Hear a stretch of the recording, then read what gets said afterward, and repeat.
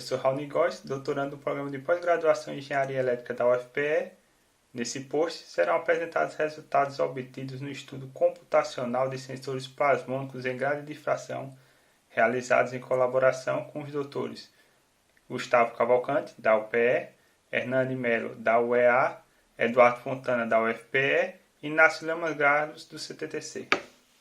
Sensíveis à variação de índice de refração, sensores plasmônicos são amplamente utilizados na detecção de pequenas concentrações de substâncias presentes em meios fluidos, inclusive destacando-se na indústria biomédica, tão requisitada nesses tempos de pandemia.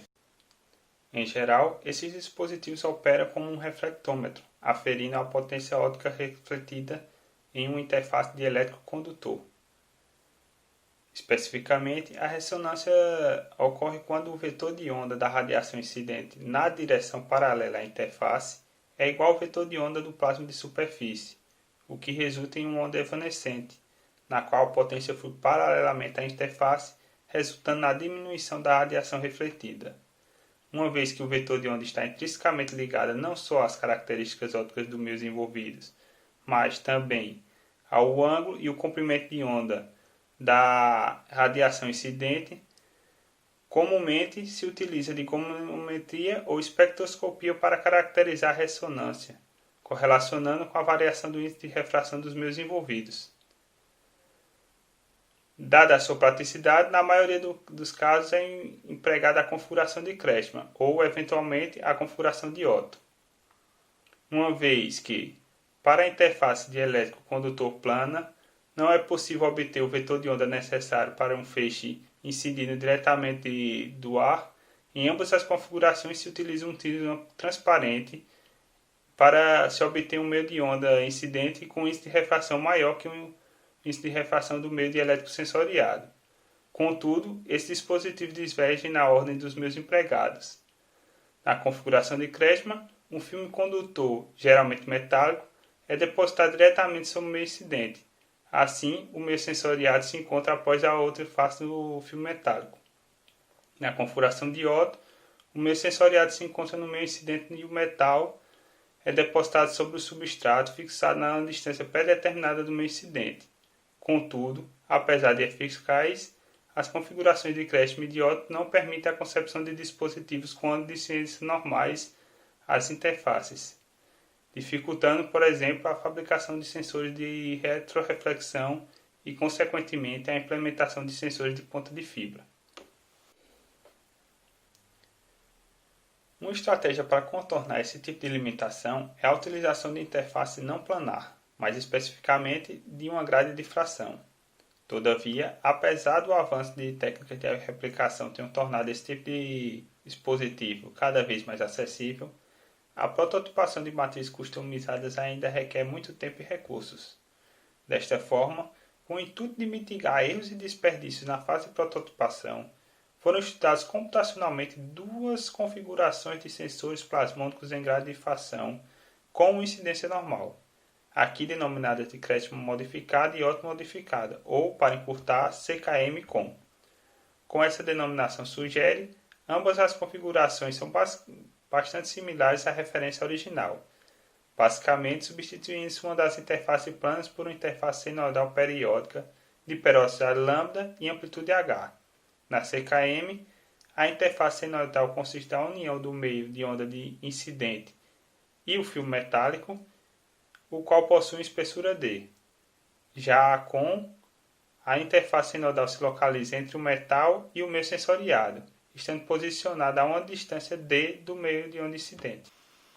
Para realizar esse estudo computacional, foi utilizado o software Spring, feito por Hernani Melo e Eduardo Fontana, e que está disponível no site lsi.fontonica.ufpe.br. Especificamente projetado para o cálculo de reflexão em estruturas multicamadas, o Spring utiliza a expansão de Rayleigh para modelar a interface senoidal semi-infinita descrita pela expressão S de x. Embora, por motivos técnicos, não tenhamos quantificado o quanto, isso faz com que o Spring seja computacionalmente bem mais eficiente que outros métodos computacionais mais generalistas, como o de elementos finitos utilizado no console, por exemplo. além de calcular a reflectância da estrutura multicamada, o Spring também tem a função de otimizar a sensibilidade do sensor, definido pela variação da reflectância e pela variação do índice de refração do meio sensoriado. Com isso, além do ângulo de incidência normal, foram definidos também outros parâmetros de entrada das estruturas estudadas, adotando-se o meio de onda incidente como a sílica, material bastante utilizado em fibras ópticas e outros dispositivos, como meio condutor o ouro, bastante empregado em sensores plasmônicos, dada a sua condutividade e estabilidade química, um meio sensoriado aquoso, que constitui a maior parte das aplicações, e um comprimento de onda de 980 nanômetros, que representa o pico da sensibilidade de fotodiodos de silício. Com isso, estimou-se a sensibilidade ótima das duas configurações, que se mostraram similares às das configurações tradicionais de Otto e Kretschmann. Como esperado, as operosidades obtidas foram condizentes com o comprimento de onda e o índice de refração adotados. Já, quanto à amplitude, a COM obteve um valor bem pequeno, de apenas 7 nanômetros, o que requer um pouco mais de atenção na fabricação da grade. Com 79 nanômetros, a espessura do fio metálico obtido para a CKM se mostra factível à deposição. Na COM, a espessura não chega a ser um parâmetro válido, uma vez que só precisa ser grande o suficiente para que o substrato não interfira no resultado. O que importa na COM é a distância das interfaces, o que, apesar de não ser tão pequena, pode ser um impedimento para algumas aplicações.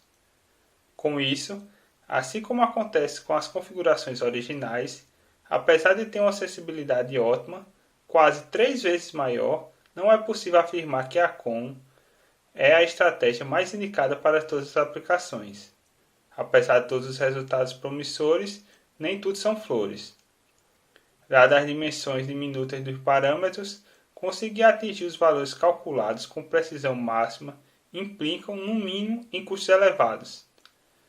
Com isso em mente, resolveu-se avaliar o comportamento de imperfeições no processo de fabricação, efetuando uma análise espectral, onde, para reduzir o custo computacional, variou-se separadamente, em torno dos parâmetros ótimos, cada um dos 3 parâmetros geométricos de cada configuração, em diferentes comprimentos de onda. Começando pela boa notícia, ao contrário do que acontece nas configurações de Otto, a COM é bastante tolerante às variações na distância, como é evidenciado no gráfico, onde temos a sensibilidade máxima em vermelho referenciada à esquerda e o comprimento de onda dessa sensibilidade em azul referenciada à direita. Como era de se esperar, verificou-se uma correlação linear entre a periodicidade da grade e o comprimento de onda onde a sensibilidade máxima aparece, sendo essa praticamente constante, o que indica que o ajuste no comprimento de onda pode ser um artifício para corrigir as variações na periodicidade da grade. Infelizmente, a mesma solução não pode ser estendida à amplitude, cuja sensibilidade máxima decai ao se afastar dos valores otimizados, e com uma declividade bem acentuada no caso da COM. A espessura da CKM, por sua vez, apresentou um comportamento similar à amplitude, incluindo uma pequena variação no comprimento de onda, o que nos fez suspeitar de alguma correlação entre a amplitude e a espessura ótima na CKM.